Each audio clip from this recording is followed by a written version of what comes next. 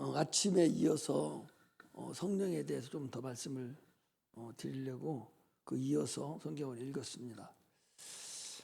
예수님께서 하나님의 처음부터 인간을 향한 작정이라고 그러죠. 작정 또는 하나님의 계획, 하나님의 의도, 하나님의 뜻을 얘기하는 거죠. 영원전부터 하나님의 작정과 그 뜻은 결과적으로 봤을 때 하나님의 보내주시는 그 성령을 우리가 받는 것이, 이것이 하나님의 결과적인 뜻이에요. 그래서 성령이 우리에게 오시게 하려고 그 많은 세월 동안에 참으로 창세기부터 시작해서 말라기까지, 아브라함부터 시작해서 예수 그리스도가 이 땅에 오는 그 과정이 수천 년에 걸쳐서 예언되고 또 예언되고 계속적으로 예언했던 것이 예수가 이 땅에 오셔서 우리의 죄를 사해주고, 그리고 이제 그분으로 인해서 십자가 못 박혀 죽으시고 부활하셔서 성령을 우리에게 보내줄 거다. 그러면 너희는 성령을 받으라. 그리고 성령을 받고 너희가 권능을 받아서 복음을 온천에 전하라. 이것이 주님이 하나님이 이 땅을 향한 하나의 계획이에요. 그 계획을 위해서 계속적으로 영원 전부터 마귀의 역사가 있었고, 또 거기에 인간이 불순종하고, 또 거기서 많은 사람들 중에서 또 한 사람을 택해서, 아브라함을 택해서 믿음 있는 자, 하나님 말씀에 순종할 수 있는 자를 또 택해서 인류를 하나님의 뜻을 이어오게 하시고, 그래서 아브라함과 이삭과 야곱과 또 그 12 제자를 통해서, 이스라엘 백성을 통해서 하나님 오시는 그 과정을 쭉 만드셨다가 드디어 여인의 후손으로 인해서 예수 그리스도가 하나님의 아들이 이 땅에 오시고, 그래서 이제 그분이 십자가 못 박혀 죽으시고 부활하시고 이제 하늘 보좌에 올라가 계시고, 지금 이제 여러분보다 나에게 성령을 보내주셔서 성령을 받는 자들은 이제 구원을 얻어서 영원한 나라에 들어가는 그런 일련의 하나님의 의도죠. 하나님의 계획이 지금 이루어진 거예요. 수천 년 동안의 예언의 사건들이 이제 드디어 오늘 본문에 나와 있는 그 120명이 다음 주 15절에 모인 무리의 수가 120명이나 되더라. 이제 그랬죠. 한 120명 정도가 이제 성령을 받음으로 인해서 그들에 의해서 이제 인류 구원의 역사가 시작된 거예요. 예수님 십자가 못 박혀 죽은 것은 인류 구원의 단초예요. 시작이고 첫 단추고, 그건 주님은 그렇게까지 하시고 이제 하늘 가서 올라가셔서 그분이 보내주는 그 성령을 우리가 받아야 그분이 하신 모든 일이 마감이 되는 거예요. 마감이 되는데 성령이 더 이상 이 땅에 이제 역사하지 않으면 그 마감이 끝나는 거예요. 아침에도 얘기했지 않습니까? 노아의 8식구가 구원을 받고 나면은 물에서 방주에서 나온과 동시에 그 배는 아무 의미가 없어요. 100년에 졌던 200년에 졌던 참으로 그 물을, 그 홍수를 이긴 그 배라 할지라도 하나의 그 액세서리에 불과하고 8식구가 그 안에서 나온 이상은 아무 필요가 없어요. 그래서 어디 있는지도 모르잖아요, 지금. 그와 마찬가지로 예수 그리스도가 이 땅에 오셔서 이제 성령을 이제 가셔서 보내주셨는데, 이 땅에 있는 인간들이 성령을 더 이상 받을 자가 없다면 이제 그때는 마감을 하는 거예요. 아무 의미가 없어요. 성령이 받을 자가 한 사람이라도 있으면 주님은 그 한 사람을 위해서라도 시간을 늦추었죠. 그러나 성령이 받을 사람이 없으면, 믿음이 더 이상 세상에서 끝이 나면 주님은 여기 이 세상을 더 이상 경작할 필요가 없어요. 열매 열릴 것이 없는 거예요. 성령을 받은 자들은 다 예수가 첫 열매가 되고 우리는 거기에 붙은 자들로서 그 차례대로 우리가 열매가 열렸는데 이제 그 열매가 더 이상 열릴 것이 없으면 끝내야지요. 과수원에 하나라도 남았으면 그거 따려고 기다리겠지만 그러나 그 열매가 다 떨어지고 난 다음에는 그 과수원 나무 무슨 필요해요. 이제 내년을 위해서든지 없애버리죠. 마찬가지로 인류는 하나님의 밭입니다. 이 밭에다가 지금 하나님의 씨를 말씀을 심었고 이제 말씀이 잘 자라서 그 말씀 우리 육체에 영혼에 들어와서 성령으로 하나님 알게 하고 구원에 이르는 그 사건이 더 이상 끝나면 이제 끝이에요. 더 이상 갈 길이 없는 거죠. 그래서 오늘 본문하고 아까 얘기던 본문은 이제 성령이 이 땅에 오셔서 더 이상 끝나는 거예요. 예수님이 그랬어요. 내가 가는 것이 너에게 유익이라. 내가 가는 게 너에게 유익이라. 왜? 예수님이 이 땅에 그냥 보이사로 계시면 한 분뿐이 안 계시거든요. 한 분이 우리가 여러분들 예수님 만나려면 이스라엘 가든지 그분이 안 죽고 계신다면 그 가든지 해서 여행을 떠나서 그분을 만나야 돼요. 만난다 할지라도 그분을 내 안에 모시지는 못해요. 그래서 주님께서 내가 가는 게 유익이라. 가서 내가 내 이름으로 보혜사 성령을 내 이름으로 보내줄 텐데 그가 오면 너희들을 참 진리 가운데 인도하시리라. 그래서 그분이 가셔서 영을 우리에게 보내주신 거예요. 영을. 하나님의 영을 보내주셔서 모든 자들이 거기 가지 않아도 지금 거기 꼭 갈 필요가 뭐 있어요? 거기 가지 않아도 여기서 예수 그리스도를 내 영혼에 모실 수 있는 그런 은혜. 그래서 내가 가는 게 유익이다라고 그렇게 말씀을 하고 계신 거예요. 그러므로 우리가 성령을 내 안에 모시는 것이 이것이 영원 전에 있었던 근간입니다. 주님께서 말세에 내가 세상에 올 때에 내가 세상에서 믿음을 보겠느냐? 믿음을 보겠느냐? 이제 세상에 주님께서 오실 때는 믿음이 없는 상태에서 오셔요. 성령이 마감이 됩니다. 성령이 마감이 되면 예수 믿을 자가 없어요. 이 성령은 처음에는 저쪽 이스라엘을 통해서 유럽을 통해서 미국을 통해서 이렇게 성령이 한 2000년 가까이 움직이고 그것이 드디어 동양에 와서 일본을 통해서 중국을 통해서 우리나라까지 왔어요. 그리고 지금은 성령이 어디가 역사가 강한 점입니까? 아프리카가 굉장히 강해요. 아프리카 대륙을 지금 휘젓고 다니거든요. 성령이 엄청납니다. 아프리카에 그 흑인 목사님들이 와서 여기 와서도 좀 부흥회를 하잖아요. 아프리카까지 지금 거진 다 끝나가고 있어요. 벌써 내가 아프리카에서 그 달리 칠 때가 한 5년, 10년 전이니까 지금은 이제 거진 거기도 거진 끝나가고 있어요. 이렇게 성령이 더 이상 역사가 없으면 세상은 여러분 더 살고 싶어도 마감이 된다는 사실을 아시고 신앙생활에서 내가 성령을 받았으니 이제 성령의 충만함으로 내가 살아가는 거다라고 신앙생활을 하면 됩니다. 그래서 이 성령에 관계된 것은 여러분 요엘서 2장 28절에서 32절에 보면 이미 이 말씀은 누가복음에도 나와 있고 나와 있었죠. 한번 찾아볼까요? 요엘서 2장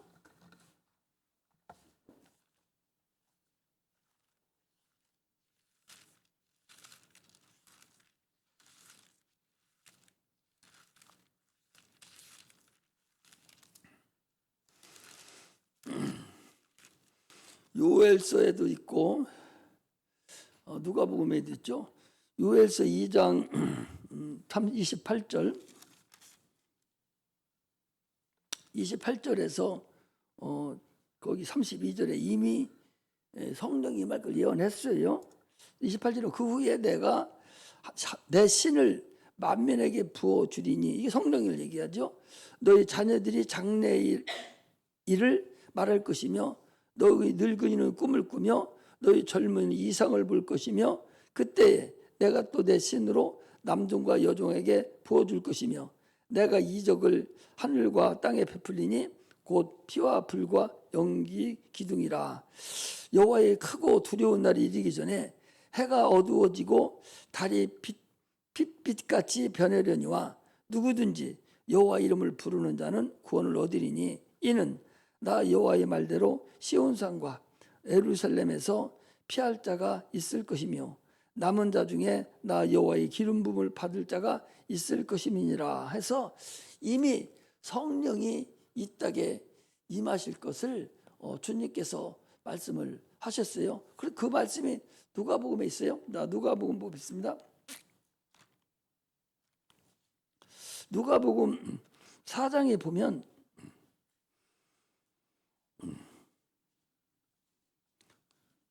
누가복음 4장에 보면 이렇게 돼 있어요. 4장 18절에 보면 주의 성령이 내게 임하셨으니 가난한 자에게 복음이 전하게 하시려고 내게 기름을 부으시고 나를 보내사 포로된 자에게 자유를 눈먼 자에게 다시 보게 함을 전파하며 눌린 자를 자유케 하고 주의 은혜의 해를 전파하게 하려 함이니라. 이렇게 해서 예수 그리스도가 오셔서 해야 될 일에 대해서 이미 전부 다 역사됐던 일이고 에스겔서 47장에도 보면 성령이 역사하실 것에 대해서 또 말씀을 하고 계십니다.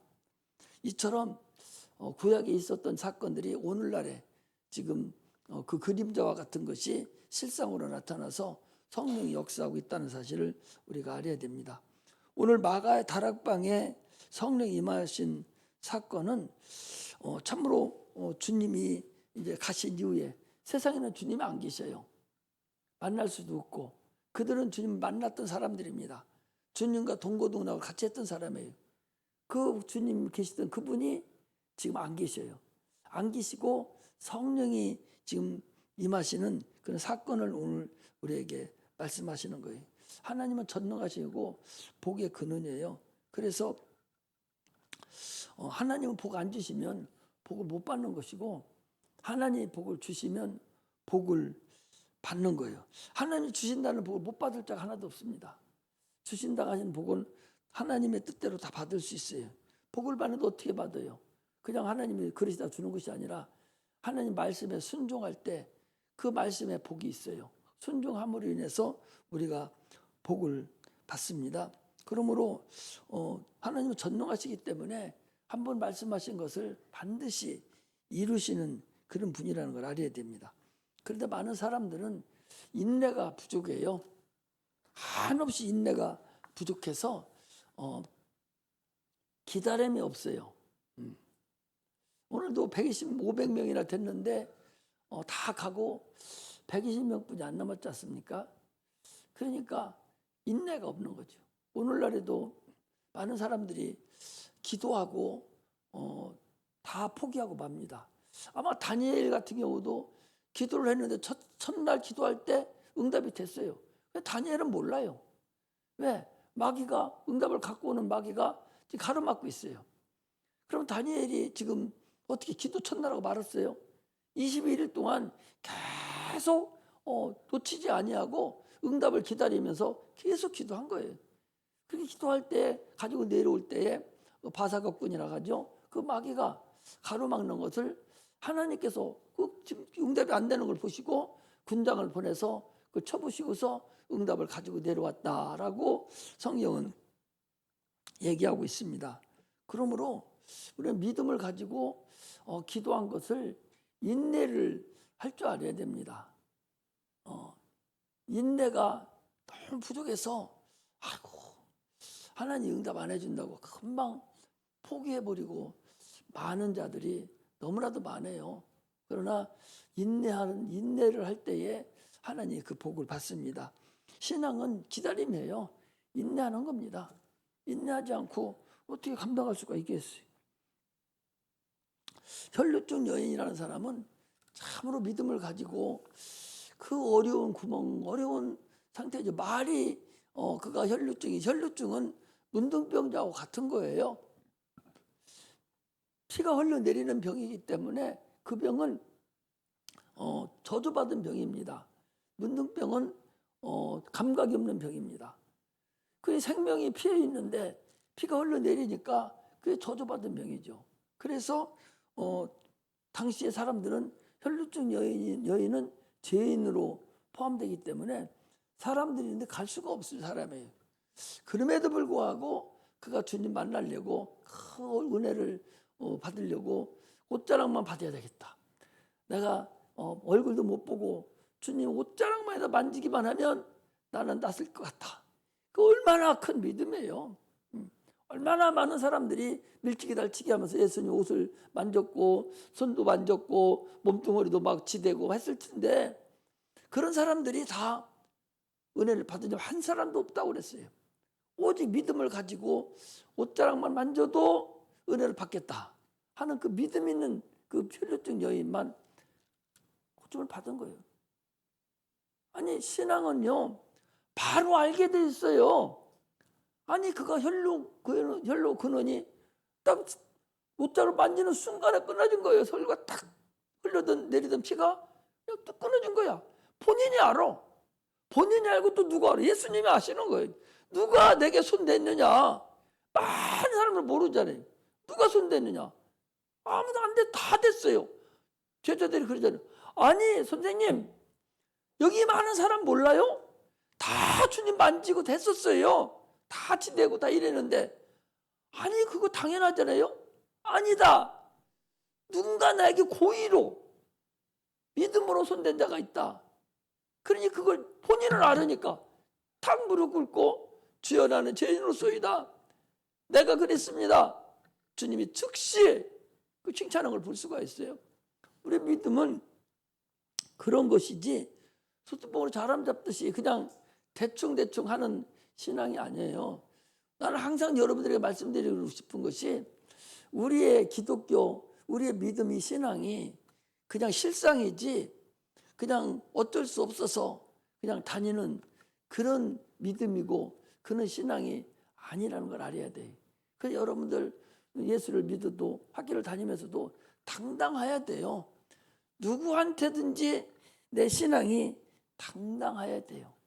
누가 예수를 뭐라 하고 무슨 얘기를 하면 당당하게 나서서 얘기할 수 있는 그런 자가 돼야 된다고. 그렇지 못하고 고개 푹 숙이고 말 한마디 못하고 있으면 그 뭐라 하는 사람하고 나하고 같은 사람이에요.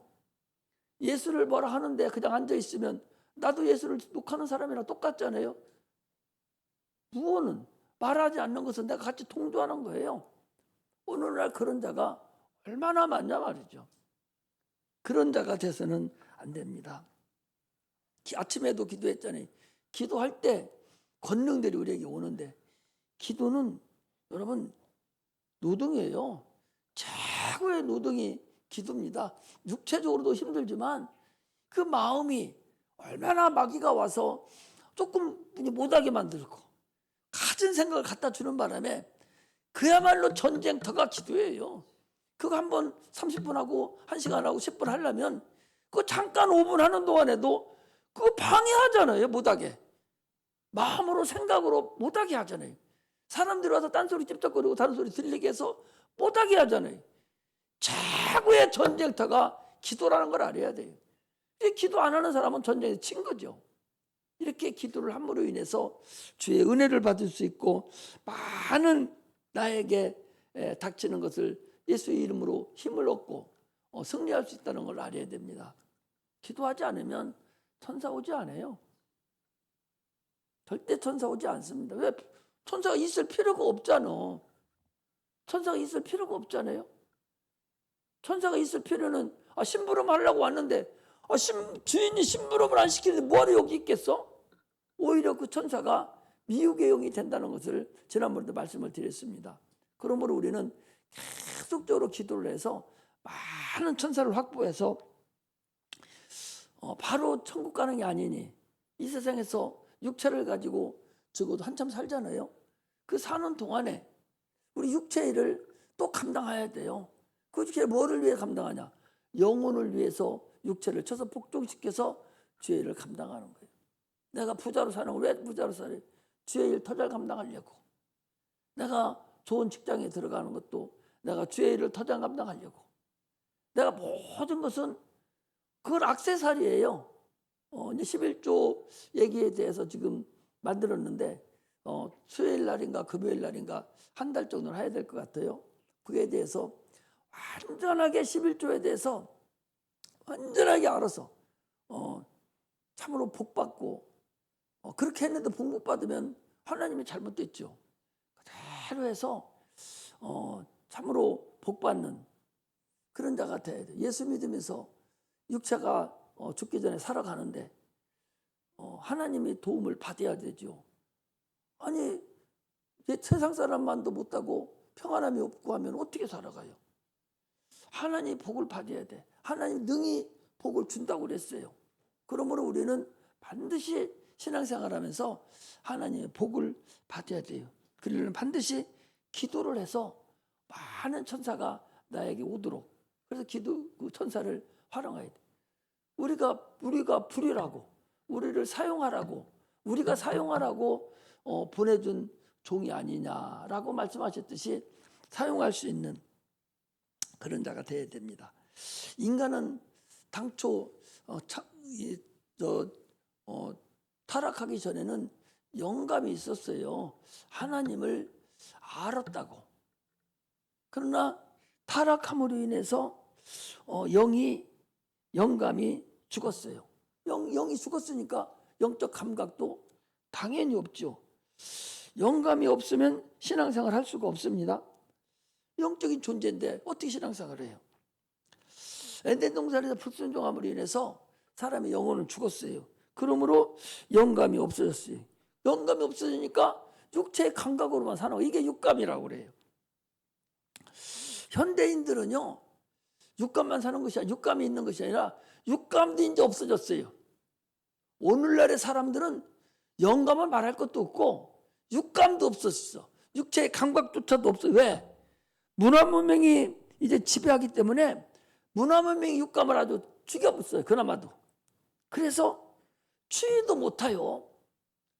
조금만 추워도 춥다고 발발거리고, 조금만 더우면 또 더웁다고 짜증 부리고, 고난이 조금만 와도 여러분 못 견딥니다. 얼마나 자살하는 사람 많아요? 그 고난을 못 견뎌서 육체적인 감각으로라도 막 의지를 가지고 살아야 되는데 그나마도 이제 없어졌어. 그러니까 조금만 어려운 일이 있으면 그냥 자살해버리고 죽어버려요. 얼마나 연약해진지 몰라요. 정신상태도 아주 혼미됐어요. 그래서 고린도서 4장 4절에 이 세상 신이 우리의 마음을 혼미케 했다고 그랬어요. 마음도 혼미해지고 육체는 마비되고 영혼 죽어버렸고 참으로 어떻게 손댈 수 없을 정도가 됐어요.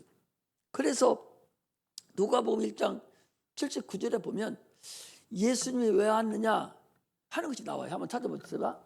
누가복음 1장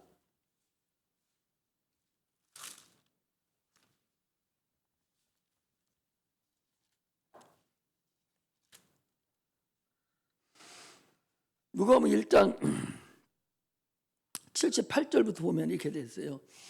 누가복음 1장 78절에 보면 이는 우리 하나님의 긍휼을 인함이라. 이로써 돋는 해가 위로부터 우리에게 임하여 어두움과 죽음의 그늘에 앉은 자에게 비치고 우리 발을 평강의 길로 인도하시리로다. 누가? 예수님이. 돋는 해가 위로부터 우리에게 임해서 어두움과 죽음의 그늘에 앉은 백성에게 예수님이 오셨다는 거예요. 이게 주님 오신 우리의 목적이에요. 마태복음 보겠습니다. 마태복음 봐도 맨날 동방 박사가 그 예수님에게 황금과 유향과 모략 준 것만 알지 예수님이 왜 오시나 하는 것이 거기 있어요. 어디에 보는군요? 어디에 보면 있는 거니? 마태복음 4장에 보면 이렇게 돼 있어요. 4장에 예수님이 오신 목적이 나왔어요.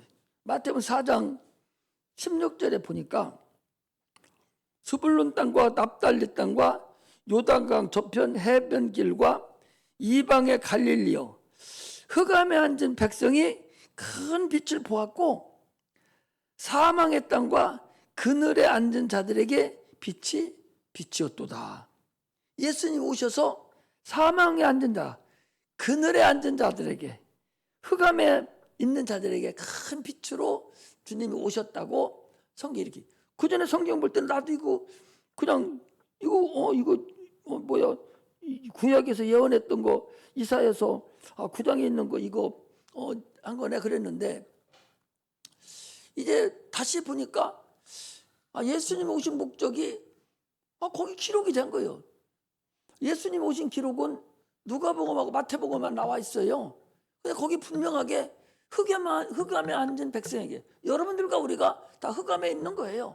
그 백성에게, 어두움의 그늘에 앉은 백성, 그늘이라는 거예요. 그늘은 햇빛 때 안 보이는 그늘을 얘기하지. 그늘에 앉은 백성에게 큰 빛으로 주님께서 이 땅에 오셨다. 그러니 그것을 사도 바울은 뭐라고 표현했냐? 사도 바울은 에베소서 2장 1절에 허물과 죄로 죽었던 너희를 살리셨도다. 그러면서 그때 너희가 이 세상 풍속을 쫓고 공중 권세 잡은 자를 따라다녔으니 곧 이 세상에, 이 땅에 지금 불순종 가운데 아들들 가운데 역사하는 영이라. 이제 좀 더 사도 바울은 조금 깊이해서 영적으로 죽었던 너희를 예수 그리스도가 흑암 앉은 백성에게, 어둠에 있는 자들에게 주님이 오셔서 큰 빛으로 살려놓은 것을, 죽었던 너희를 살리셨는데, 너희들이 그때의 마귀나 귀신들에 의해서 살고 있는 지금 너희들, 아직도 예수 믿지 않는 자들은 아직도 그들은 이 세상 풍속을 쫓는 거, 이게 흑암에 있는 거예요. 아직도 주님을 모르고 살아가는 것이죠. 이것들을 위해서 주님께서 십자가에서 피 흘려 죽으심으로 인해서 사망의 빛, 어두움의 빛으로 세상에 오신 분이에요. 그래서 하나님과 우리의 관계에 막힌 담을 헐어 주셨죠. 그래서 그 공로를 우리에게 은혜로 주셨어요.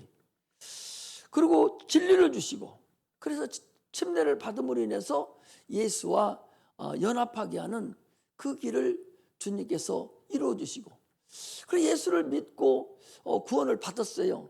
받았으면 살 수 있느냐? 못 살아요. 마귀가 하시라도, 지금 당장이라도, 베드로 같은 경우도 밀가루로도 살려고 달라고 그랬는데, 얼마나 많은 사람들이 예수 믿다가 종판맨 자가 많은 줄 압니까? 아까 아침에도 얘기했잖아요. 히브리서 6장에 나와 있는 말씀과 같이 주님을 믿고 성령에 참여한 바 되고 은혜를 받은 자들이, 무너지고 넘어진 자가 부지기수예요. 왜? 이 세상 신이 그냥 놔두지를 않아요. 그래서 성령의 충만을 받아서 성령의 인도함을 받지 않으면 갈 길이 없어요.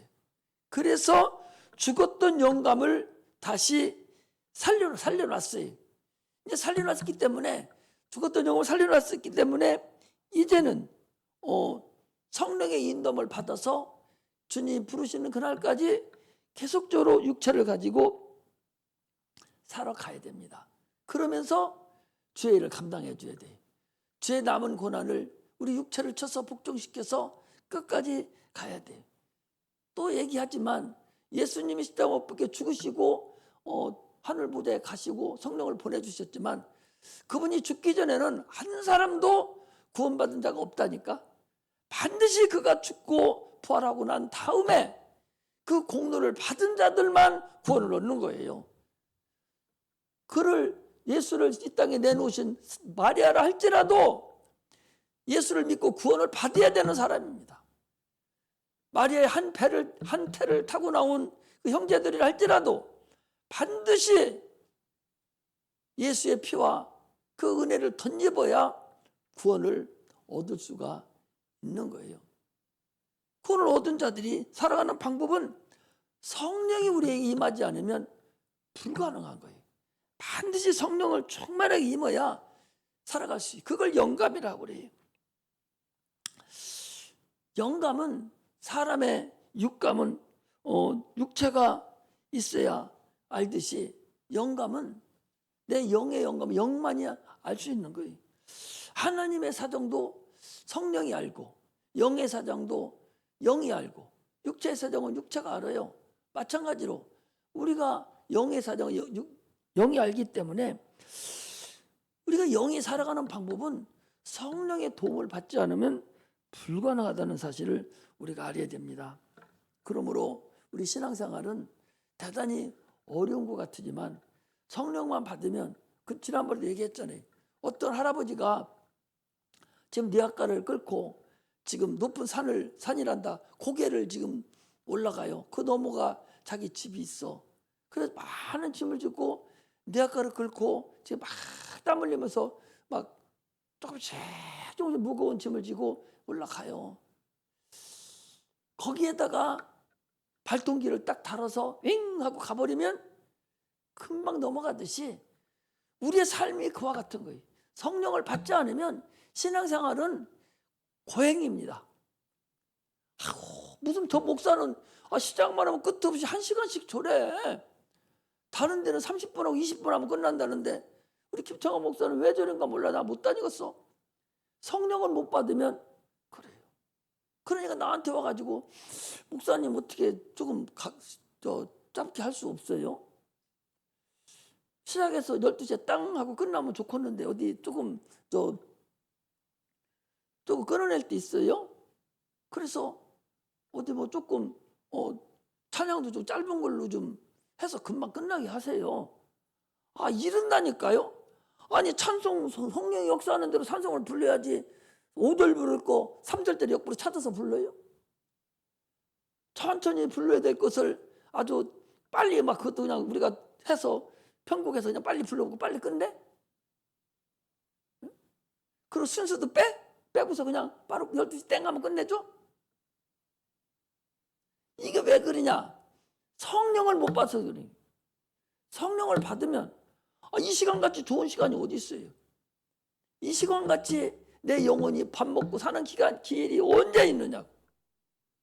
세상 나가 살기도 바쁜데 언제 세상 나가서 언제 내가 무슨 성경을 보고 언제 살 수가 있겠어요? 주일날 이 시간에 와서 하나님 말씀 듣고 기쁨을 얻고 살아가야 되는데 왜? 영혼이 그게 난데 육체하고 똑같은 사람인데 속사람 겉사람이라고 하는데 그걸 굶어 죽여버려? 그러니까 성령이 없으니까 그냥 예배 시간만 되면 한숨을 먼저 나오죠. 그냥 다른 교회로 갈까? 막 이러면서 주접을 떠는 거예요. 그래서 무슨 은혜를 받고 조금만 어려운 일이 있으면 넘어져 버리고 이게 참으로 성령 받지 못하고 영감이 없는 자가 행하는 일이라는 사실을 여러분 아셔야 됩니다. 우리는요 영적 존재예요. 그렇기 때문에 꿈도 꿔요. 짐승은 꿈도 안 꿉니다. 그러므로 우리는 참으로 이제 우리에게 큰 은혜를 주셨어요. 자, 마지막으로 요한복음 17장 18절을 보겠습니다.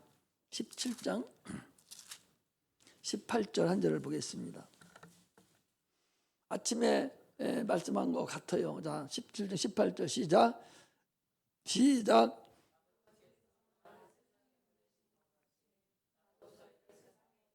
할렐루야. 이거예요.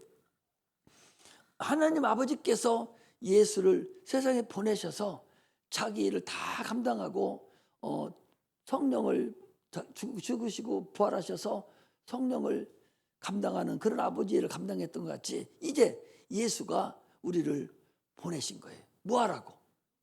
주님의 남은 고난을 감당하라고. 자, 골로새서 2장을 보겠습니다.